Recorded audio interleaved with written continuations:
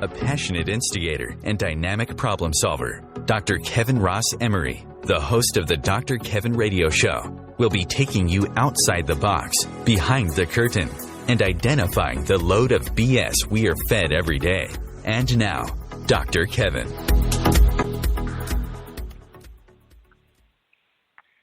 Hello, hello, hello, and welcome to a wonderfully beautiful spring day. At least it's a wonderfully beautiful spring day here in Nashua, New Hampshire, where the Dr. Kevin Show is generating out of.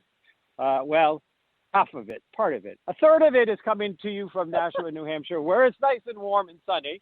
A third is coming from Merrimack, New Hampshire, which I'm sure is not quite as warm and sunny because it's never quite as nice there as it is here, because I'm here, not there. Wow. And then a third of it is coming from across the pond. So welcome here to absolutely great. So as you know, this is our second Thursday of the month, which means it's Thoughtful Thursday, where Reverend Lori Powers-Otto and myself, we either talk about things to make you thoughtful, we talk about thoughtful things going in the world, or we bring in guests who are doing thoughtful things in the world will make you thoughtful. So pull up a cup of coffee, wake up those brain cells, because we got quite a treat for you tonight. What I do want you to understand is this is a live call-in show. You get a chance to be part of the conversation. You know, it's always easy to sit around in the world and complain about what's going on. It's always easy to sit around in the world and feel and be a martyr or be helpless. But when you can be part of the conversation, you make a difference. And tonight, you can be part of the conversation by calling 202-570-7057. That's 202-570-7057. You can be asking questions to moi, to Madame Laurie in Merrimack, or to our extra special pond crossing guest, who I'm going to introduce to you in just a moment. But I want to start by saying, Lori, how are you on this lovely spring day? I am magnificent. Today is so gorgeous. We worked in the yard all day, went for a nice long walk. It is just a magnificently wonderful day. Okay. Sorry, I had a little thing in my throat. I felt. Well, I'm going to tell you, and I said this on Sunday night because, twice a month I do the podcast Laughing, Loving, and Alive, which is where I first met this beautiful young woman I'll be introducing you to in just a moment, through a mutual friend of ours who you know, Rain Thomas. But I was saying that the thing that I was most excited about, because we were talking about like how it had been since we were last on air together, the three of us, Rain, Almar, and I was like, the thing I'm most excited about is I get to spend the weekend and dig in the dirt. I put in 4 blueberry bushes. I put in 3 lilac bushes. I put in 2 strawberry bushes and a raspberry bush. And my backyard is about 2 inches of topsoil and about 6 feet of stones the size of Malta. Welcome to the granite. I know. I kept on saying those are almost as big as the stones that come out of my head when I bend my neck. Yes. But I got all of that beauty and bounty in the soil, and it's all in my yard, and I'm going out every day, and I'm doing my special fertilizer water, and I'm talking to it, and I'm telling it it's pretty. And so, yes. So I'm very excited. So I get how, when you say it was a magnificent day, because you spent the day in the yard. Unless you meant the yard, the brewery, the yard. You did mean your, house yard, no. Right? I meant my house yard, my garden, yeah. But, doing good old yard work. Okay. I wanted to make sure you hadn't spent the whole day getting drunk at the yard restaurant. That's all. No, not today. Maybe another day. Another day, another brew. Yeah. So I usually do a hot topic, something that makes me either warms the cockles of my heart or gets me hot and bothered. And then I ask you and our guests to weigh in on that hot topic. I'm going to kind of do a transitional thing this week because it's a very special week indeed, because this woman's story warms the cockles of my heart. This woman's story of how she has turned adverse things into not only good things in her own life, but how she has helped tens of thousands of women out there by feeling better about themselves and how they present themselves that are struggling with cancer. And her story inspires me and it motivates me. And she is the kind of person that when people go, I'm giving up on humanity, I think of this woman as somebody that says, no, there are still good people. So that makes three: Lori, me, and her. No. So I want to introduce Cody. I'm still going to get your last name wrong. I'm going to introduce Cody. Cody is a multi-talented inventor, mover, and shaker. And she's going to share her story. I keep on wanting to say Gaspar, but I know that's incorrect. But she'll correct me. That's all right. She has tolerance for me. But this woman is motivated, inspiring, smart, and she took adversity, and she didn't just make lemonade. She made a lemonade franchise. Cody, welcome. How are you? I am so happy to be here. Thank you so much. My surname is Gapare, but you can call me whatever you like. You know, you're allowed. Only you can call me Cody G. Cody G. I'm just going to call you Cody. I'm just going to call you Cody Bell, because Bell means beauty. Oh, that's lovely. Thank you. Cody is the owner and founder of Sea Lash. And I'm going to let her explain it more. And I'm going to actually, because I have interviewed Cody on Laughing, Loving, and Alive. And I'm sure we'll talk about different things today than we did then. So you can always go to Laughing, Loving, and Alive on our Facebook, on the Facebook page, and see our interview there as well, because there's no such thing as getting too much of a good thing like Cody. So, Lori, would you like to start questioning our lovely friend? Well, I was kind of hoping that Cody would introduce herself, and then I can ask her some questions, because I do have some things I want to say, but it's not appropriate to say at this moment. But I am super, super excited. I have not yet had the pleasure of talking to Cody, so I am so excited about this tonight. I just love when someone can take adversity and turn it into something beautiful and magnificent, which appears that she has done, and that she's helping people around the world.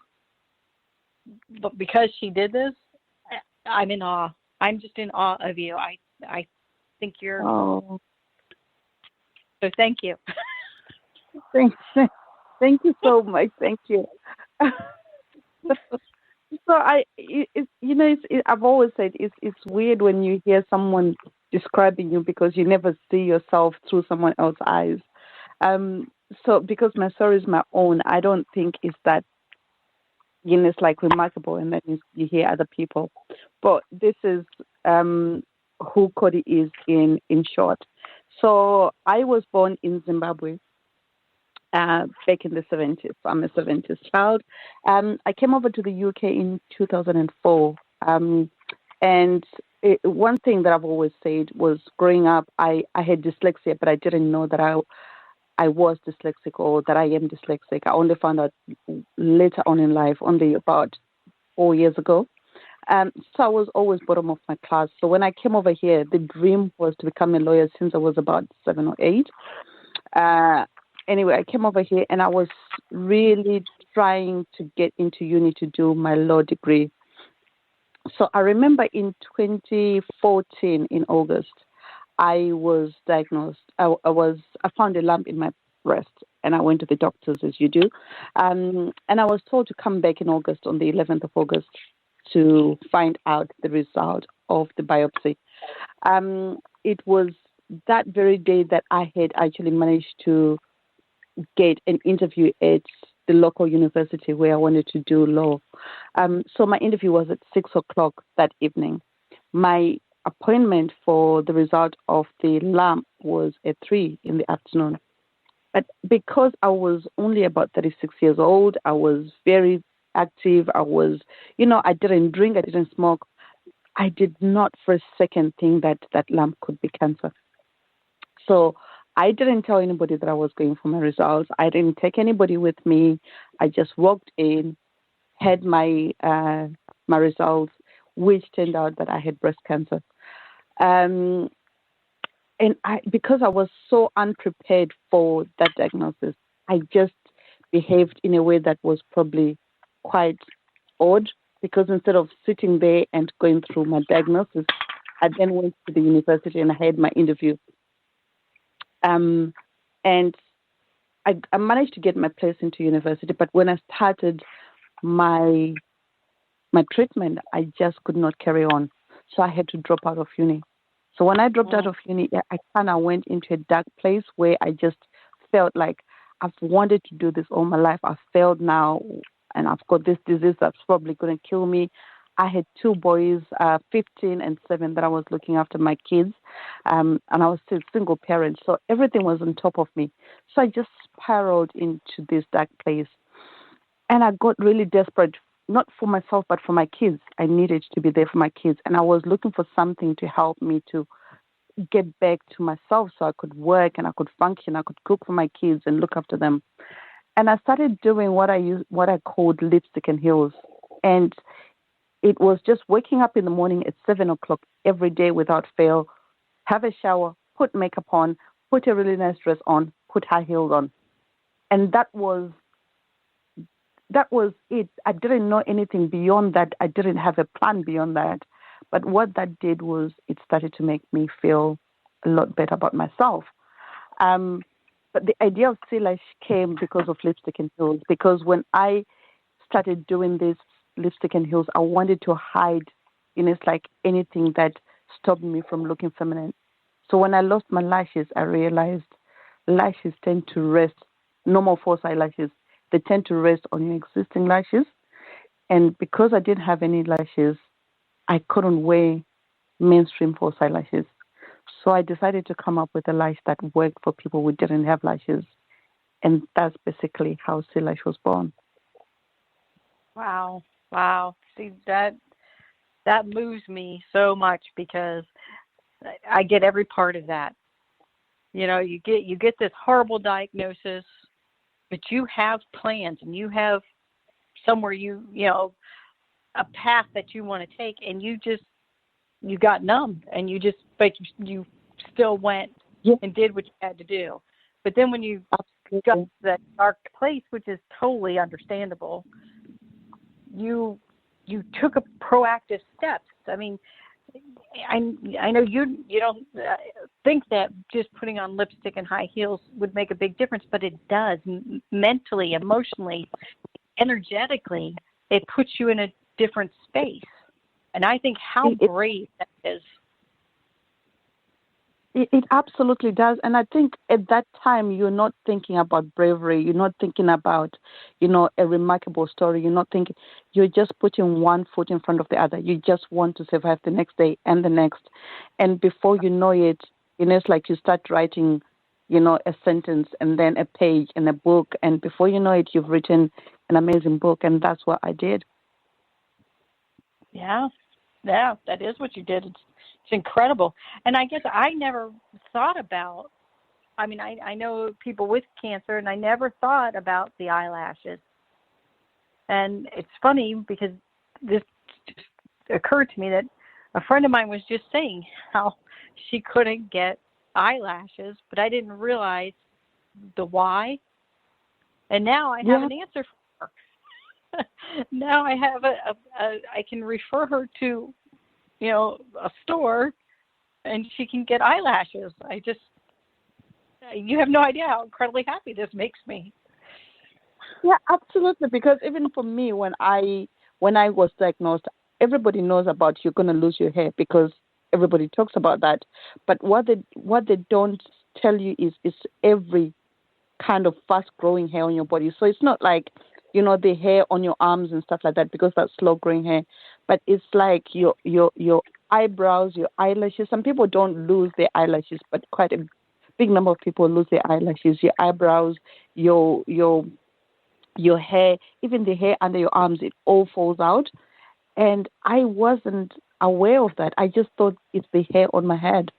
So even though I coped quite well with losing the hair on my head, it was all the other hair that I didn't realize I was going to use that really knocked me for six. Right. And, one of the things that I remember from years ago when I worked, worked at a nursing home, and I was helping at a nursing home, and I would take these mostly older women. There were some gentlemen, but mostly older women, and I was adamant, and not everybody I worked with, this is a long time ago, but not everybody I worked with was adamant as I was. But I was adamant that not only did I get those ladies up, but I put their lipstick on, I combed their hair. If they had jewelry, I would find it. I would find something for them to put on. And their whole day and attitude would shift if they felt like they looked good. And some people got it, but some people didn't. And when you're talking about that, it reminds me of how powerfully I could see the difference of if I went in on a day for some reason where I was not working, and I would see what I would call my residents and they weren't looking their best, I could see they weren't as happy. They weren't as engaged. They weren't as motivated. And so that's what I thought when you were talking. Yeah, absolutely. Because for me, it wasn't that I'd read somewhere, or it was literally I had tried a few things and it was out of desperation. Lipstick and heels was one thing that I could control about myself. And it quickly became clear to me that on days when I stayed in bed, I felt a lot worse than on days when I woke up and I was looking really good, because, I don't know, something happens within yourself when you look good on the outside. It shifts something on the inside as well. Yes. And I think that when the world is an uncertain place and there are so many things that are out of control, that we take, it means a lot for the things that we can control. Yeah. That what can I do, no matter what the crisis is? I mean, obviously, cancer is a big crisis. Going through chemotherapy as a single mom, 2 kids, big crisis. But I think in any trauma that somebody goes through, where there's a feeling of a loss of control, that sometimes it's just having to focus on the most littlest things you can control to feel like you're not losing your mind. That's so true. I remember somebody telling me that, it's like when you feel like the world is closing in, and you feel like you're losing control, start with the necessary and do the possible and watch yourself walking into the impossible. And I think that's so true. Yeah, it really is. And there's the sound of the music. We will be back in a moment for Thoughtful Thursday with Lori Powers-Otto. Tonight's guest, Cody Gapere, the founder and inventor of C-Lash. Yes.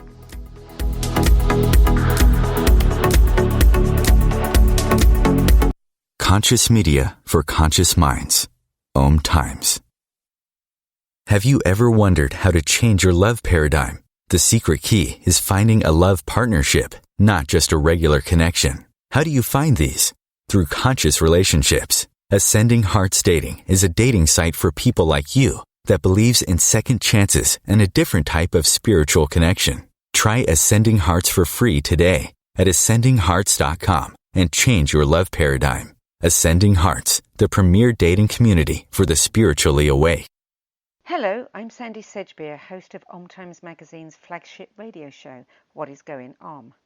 My passion is sifting through information, research, and innovations from new thought teachers, speakers, and researchers pushing back the boundaries of what we know about life, energy, metaphysics, and the universe. I love shifting perceptions about who we are, why we're here, and how quickly impossible becomes normal when we open our minds, expand our awareness, and accept that the only limits that exist are those we place upon ourselves. So if you're the kind of forward-thinking, eager investigator of what lies beyond the current reality that most perceive, why not make a date to come play with me in the field of possibilities at 4 p.m. Pacific Time, 7 p.m. Eastern Time every Thursday, and together we can discover what's really going on. Coping-19, brought to you by CDC and the Ad Council. If you're feeling increasingly lonely right now, you're not alone. It's totally normal. Even though we may not be able to get together in person, connecting virtually with friends and family still gives you a chance to interact with people and may help raise your spirits. Join a virtual book club, set up group text chats, or online video coffee breaks with coworkers. Find more self-care and coping tips at coping-19.org.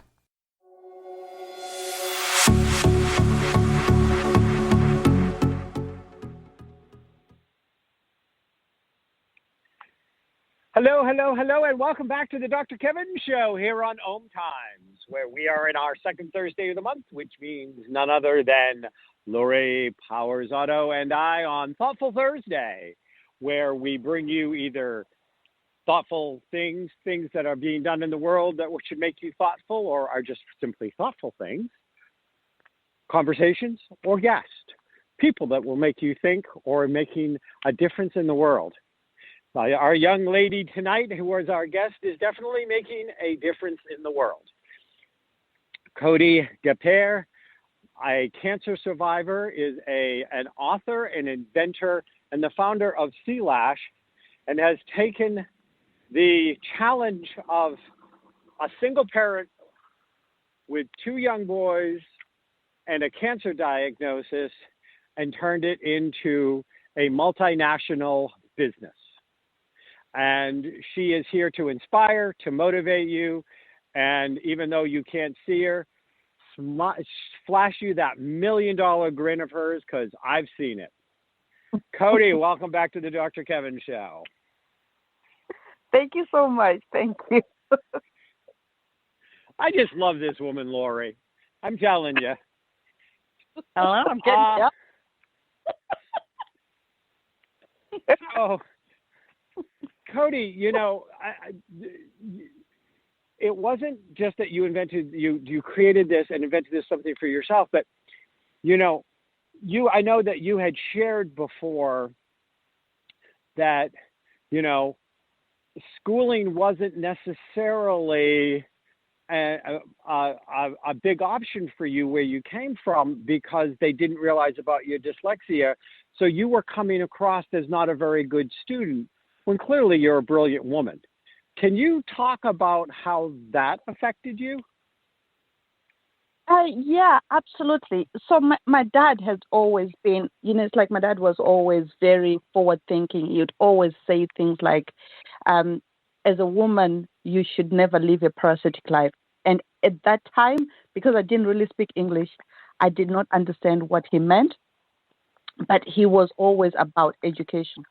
But back in the day when we were going to school back in Zimbabwe, we were taught all in the same manner. And some of us who had special needs, I had dyslexia. I only found out when I went to university. I just struggled. I was always bottom of my class. And the word that comes to my head all the time when I think about my years in school is dunderhead, because that's what I used to be called. Because out of a class of 35 kids, I was always number 34, 35, 33. That's where I used to kind of range. And it was quite weird because talking to me, when people would talk to me, they would say, "You're very smart," but I could never get academically. I was always lights out. So when I came over here, I worked in a casino, which is very taxing on the brain. I was very good. I was a very good croupier. I worked as a data analyst, which used to make people wonder, like, if you say that you were never good in school, and if you didn't pass any of your um when you were in school, how come you so capable? And I didn't have an answer.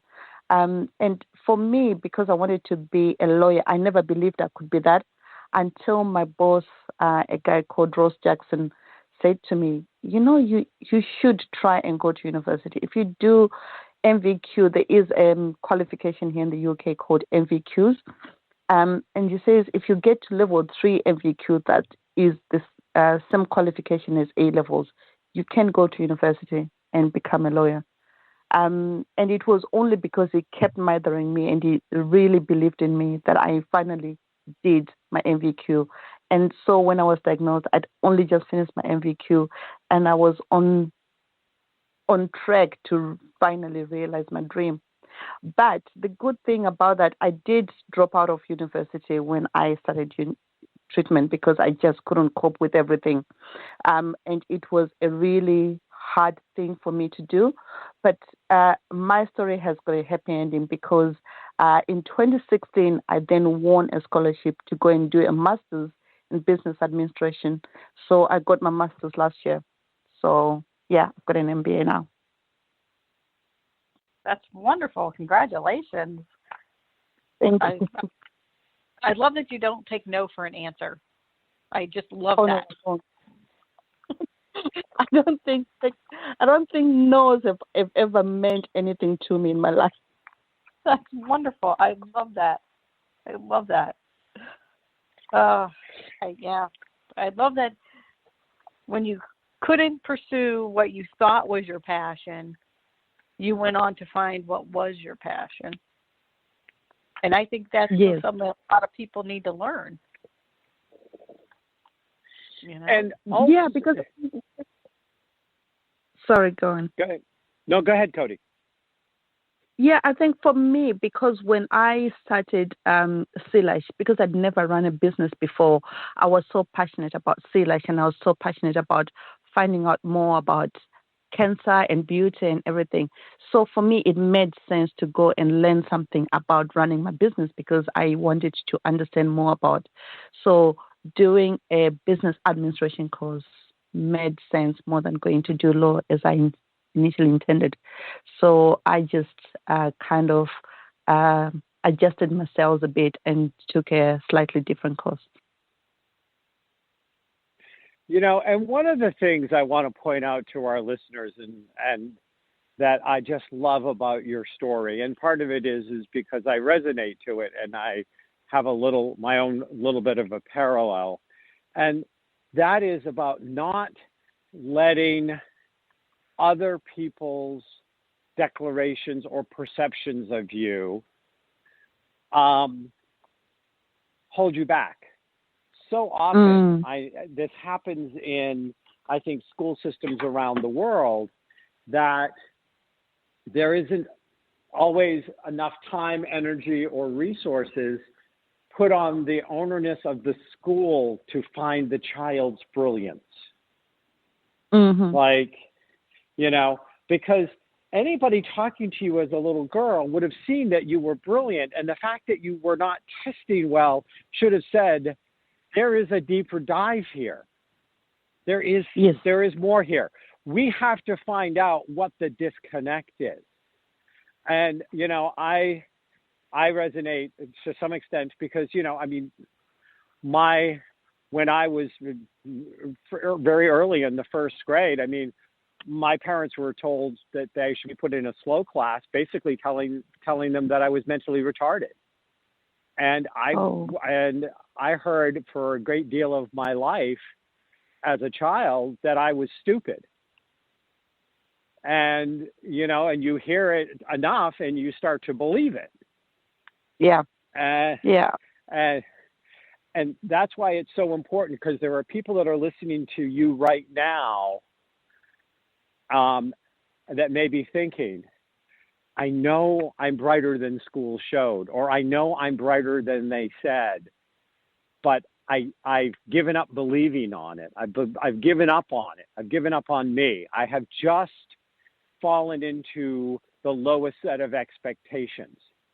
And I love the fact that you use the lowest grade of expectations to put your 4-inch heels on top of and use as a building block to get up and out and away from those negative memories and messages. I just think that's fabulous.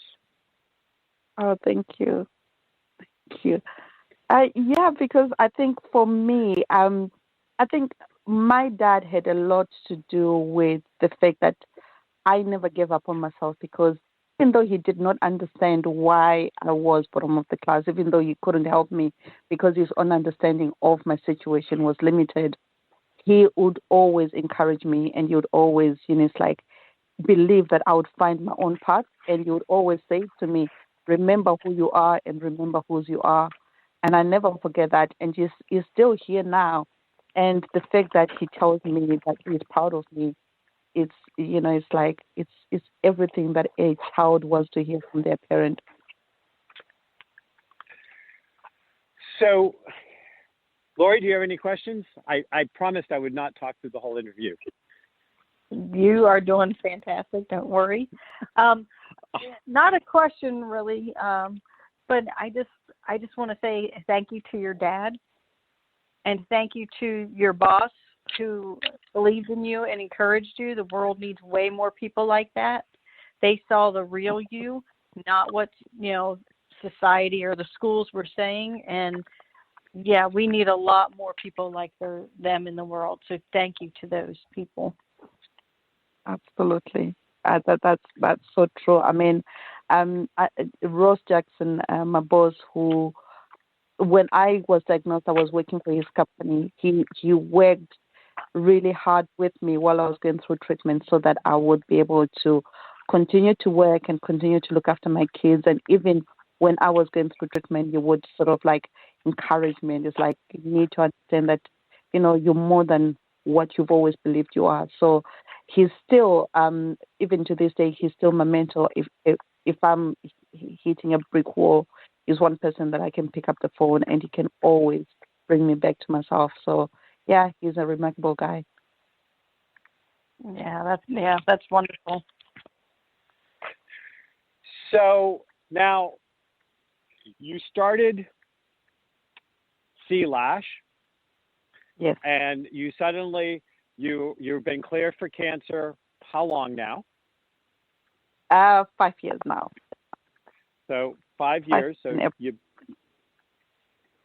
and in that 5 years, well, I made a comment on it. I know that you saw the comment because you posted something back. Your young king, as you call him, I love that, is 21. Yes. And so, your children had to take this journey with you. How do you think that them taking this journey with you, did it change the nature of your relationship with them at all? It did. And I think it's one thing that I always try and create a teaching moment whenever I can, because I think I made a massive mistake with my kids when I was diagnosed. I was trying to protect them, and I decided not to tell them that I'd been diagnosed with breast cancer. But what I forgot was my kids are very, very smart, and they listen and they pick up stuff when you don't realize. So my kids found out that I had cancer on their own, and I never had that chance to kind of ease them into this situation. So for a long time, I think for maybe about 2 or 3 months, they knew that I had cancer.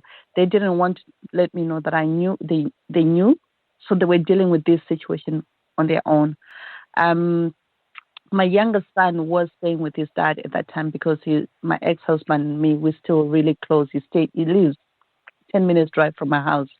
So he took my younger son because he was 7 to stay with him. But my older son the one who's just turned 21, was staying with me. And he pretty much became my carer most of the time. It did affect him quite a lot. He did have, he went a little bit off the rails maybe about a year or two after I'd finished treatment. He's back now. He's doing great. He's working. He's got 3 jobs. He's got his own place. He lives in Manchester. He's doing great. But I wish I'd done things differently. I really do. Yeah, it's but that's such a impossible situation. Go ahead, Lori. That's an impossible situation for any parent. So there is no right or wrong way to handle that. You know what I mean? It's, you just kind of got to feel your way through that. I would think, because it's just, it's an impossible situation either way. Because if you had told them right away, some people would have been upset with you for doing that. And if you never told them, some people would be upset for you for that. You just got to do what works for you. And it sounds like you're a wonderful mom. You're close with your kids. It sounds like how it happened was good. It worked out for the best. So, I would just put that behind you and keep going, because you're doing a lot of wonderful, good things in the world. Oh, thank you.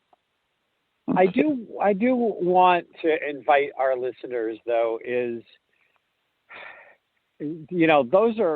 those are always tough decisions, but kids they can be very empathetic, very sensitive.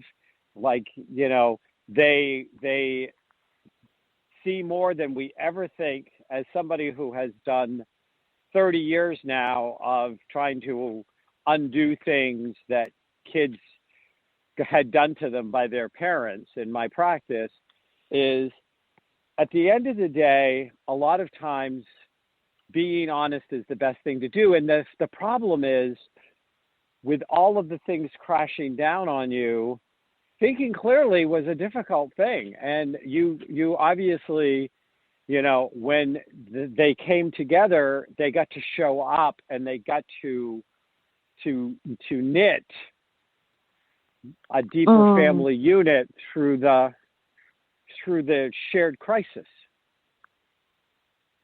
And so, go ahead. Oh, that's the sound of our break. We're going to be on break briefly, and then we're going to come back and wrap up this hour with the smart, intelligent, funny, and inspiring Cody Gapere. You too, Kyle.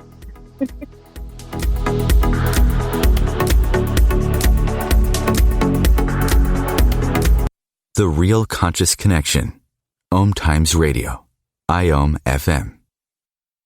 The number one reason girls drop out of school in sub-Saharan Africa is lack of access to feminine hygiene products. The Pads for Schoolgirls Project, an outreach of Humanity Healing International, is changing this paradigm by setting up sewing programs at schools, teaching girls a vocational skill while producing the reusable pads that help keep them attending classes. The girls pay it forward by making and giving pad kits to other girls in need. To learn more, visit humanityhealing.org. Humanity Healing is where your heart is.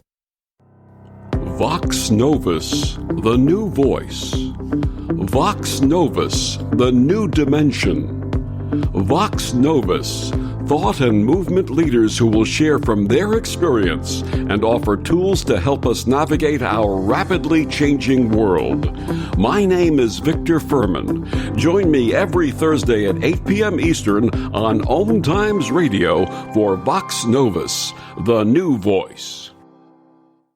If I could be you, and you could be me, for just 1 hour. If you could find a way to get inside each other's mind. Walk a mile in my shoes. Walk a mile in my shoes. Walk a mile in my shoes. We've all felt left out. And for some, that feeling lasts more than a moment. We can change that. Learn how at belongingbeginswithus.org. Brought to you by the Ad Council. Walk a mile in my shoes.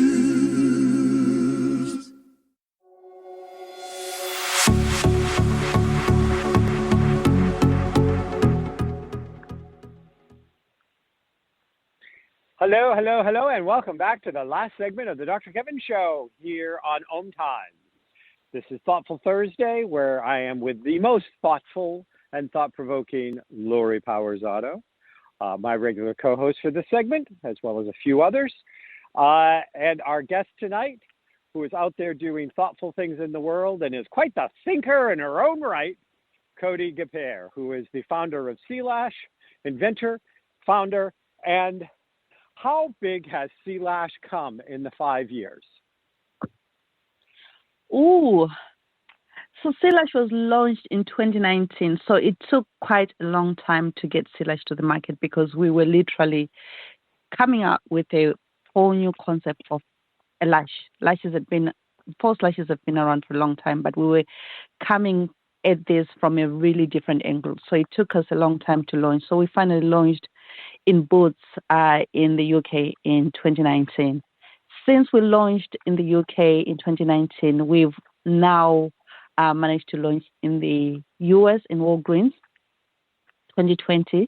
And we've also launched in Australia, Finland, Norway. We've launched in Poland. We've launched in one more place, Sweden. So yeah, so we are trying to reach wherever the world over, where if there are women and men who need lashes and they do not have their own lashes and they're struggling currently, whether it's through cancer treatment or is through alopecia or trichotillomania, whatever it is that stops you from wearing false eyelashes, normal false eyelashes, because they don't stay in place, we are trying to get C-Lash to you at some point. 2 years. She went from croupier dealer through accepted in law school, diagnosed with cancer, through the struggle, through the invention, and in 2 years, she's got it in over a half a dozen countries. Do you see why I love this woman, Lori? Absolutely, absolutely.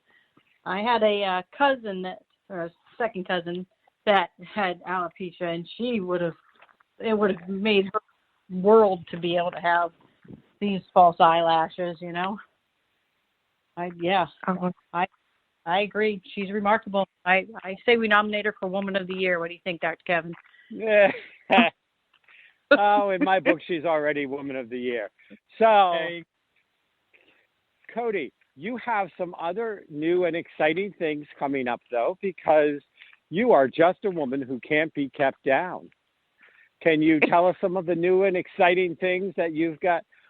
Fasten your seatbelt, Lori. This woman is a steamroller. Can you share with us some of the other exciting and new places in which you are taking this genius brain of yours? Yeah. So can I just say before I go further? So C-Lash was launched in collaboration with ILO. So I'm working with ILO. So I just need to mention because ILO have been really, really instrumental in C-Lash success, and they have been doing a phenomenal job. Just I needed to get that in. But where am I going next? Completely different direction. So last year I decided that I wanted to have my own gin. So I decided that I was going to start a gin brand of my own recipe and everything. So I'm going to be launching my gin later on this year, and my gin is called Cody Black, Spirit of Africa. And it's a marula flavored gin. And yeah, we are excited about this new development. Very left field. So there you go.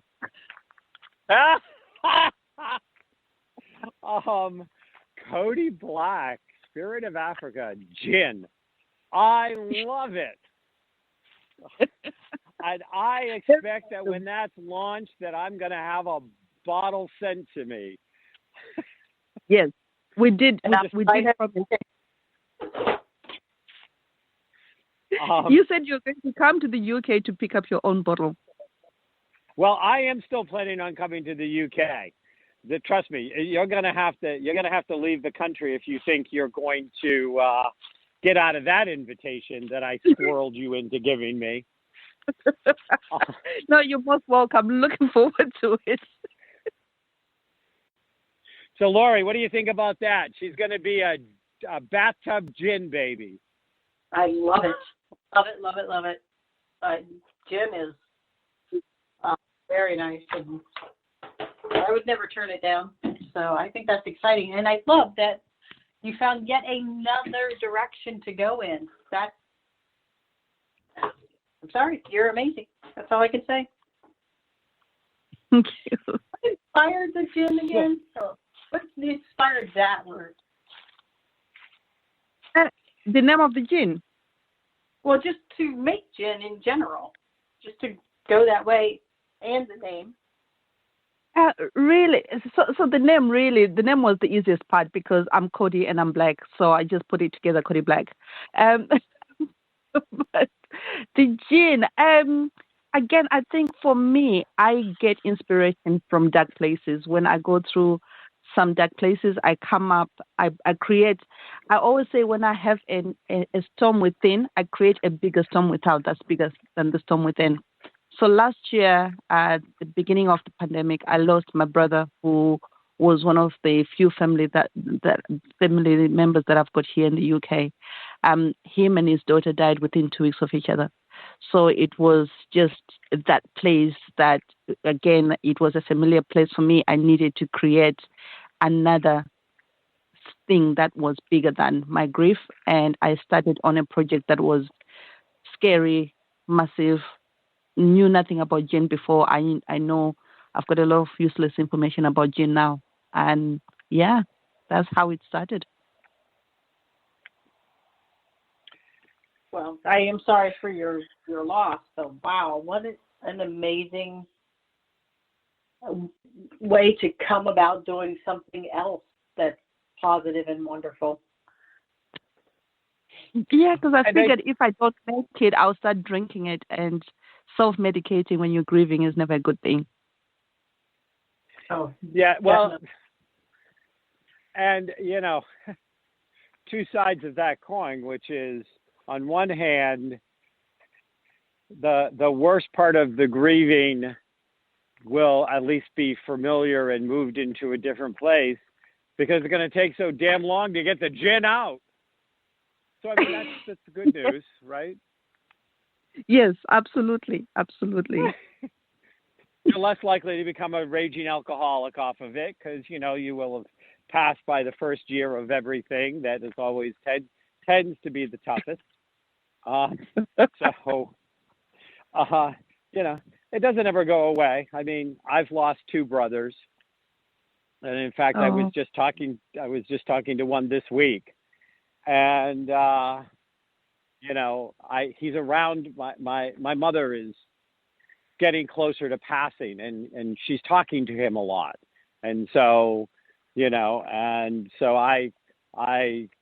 I talk to all my dead relatives, and then I shut up and listen because they talk back to me. So him and I talked this week about my mother and my mother visiting him and her not being around much longer. But he died in 1979, and that place never got replaced. My life just built itself around it. But the place doesn't ever go away. No. And no. But you build, and one of the ways that I'm blessed, because, I've been talking to dead people since I was 6 or 7 years old. And by the time I was 8, I was really clear that just because they were dead didn't mean they went anywhere. They just kind of, it's like losing one of your favorite pieces of clothing. It's not there physically anymore, but, the body's gone, but they're still around if you choose to want to be open and to communicate with them. Listen. And listen, yeah. So they can still be there to guide you. But, yeah.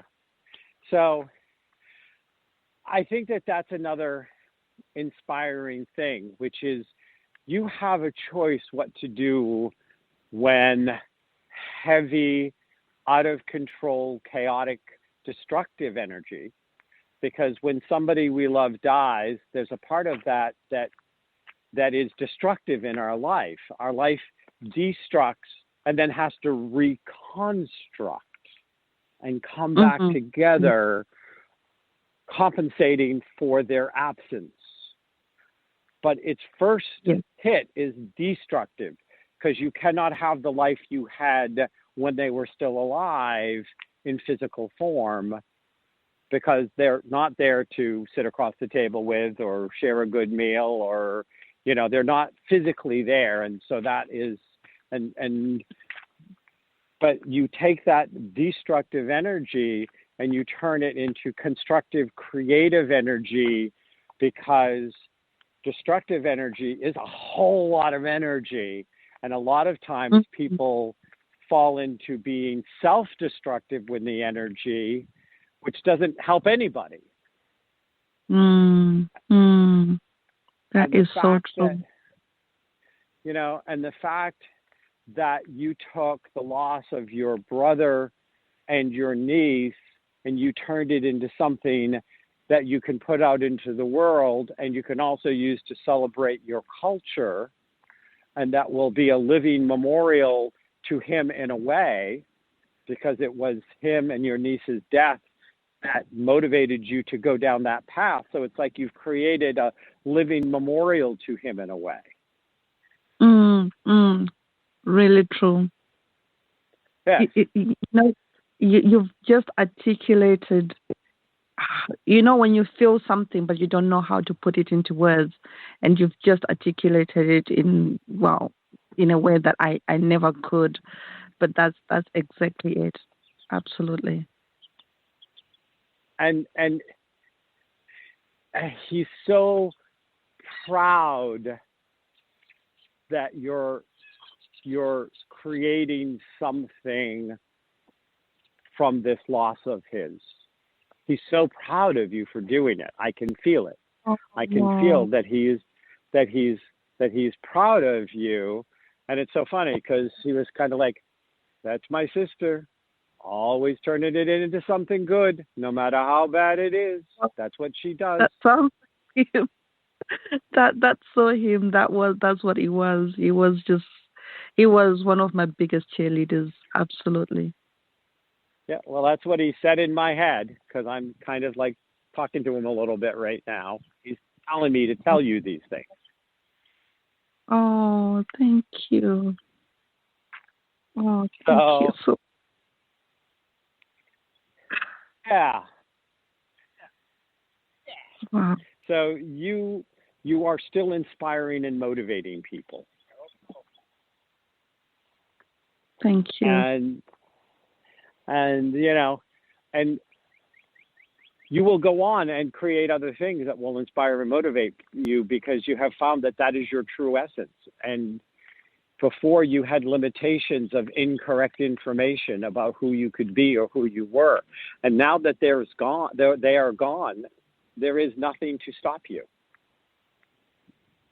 Oh, thank you so much. That is such a good thing to hear, because, you know, that fear never goes away. You know, when people people tell you things when your brain is still young, and it wraps those words around itself, and it's really hard to let it go. And even now, after everything that I've done, that fear never leaves you, that, you know, I'm not good enough, I'm a dunderhead, I'm not smart. And it's a constant struggle every day to talk yourself out of that place and say, you know, I am actually good enough. Baby, you're so far beyond good enough that you can't even see not good enough in your rearview mirror. Oh, thank you. Absolutely. So by the time I get over to England, because I'm coming, even though my friends just let me know that they sold their place in Chester and have moved to Bournemouth, because I was going to do a twofer. I was going to see them and see you, and now I don't know how far Bournemouth is from you guys, but you can stay with me, and I'll drive you to Bournemouth myself. I have to. Hey, I'm planning on staying with you. You, me, a case of gin, and I'm going to give you some tools and techniques to get rid of this crappy, shitty stuff in your head that says you're not good enough, because it's time for it to be gone there, sunshine. Yes, absolutely. You're out there changing the world. So I want to thank you for coming, Cody Gasperi. You can find out more about her. Can you want to give them a website before we run out of time? Yes, www.c-lash.co.uk. Okay, that is www.c-lash.uk.com, right? .co.uk. .co.uk. Next week, we will have our astrologer, and Miss Lori will be back joining me, and we're going to have planetary influences with Rob. And the week after that, we're going to have Rain Thomas on, and she's launching a new line that is being sold to raise money to help families with cancer. So we've got a couple of exciting weeks. Lori's going to be joining me for one or both, because she is always invited here on the Dr. Kevin Show, as you are. Cody, thank you so much, honey. Thank you for having me. I really appreciate that. Thank you. Thank you, Lori. Thank you. Bye. Bye.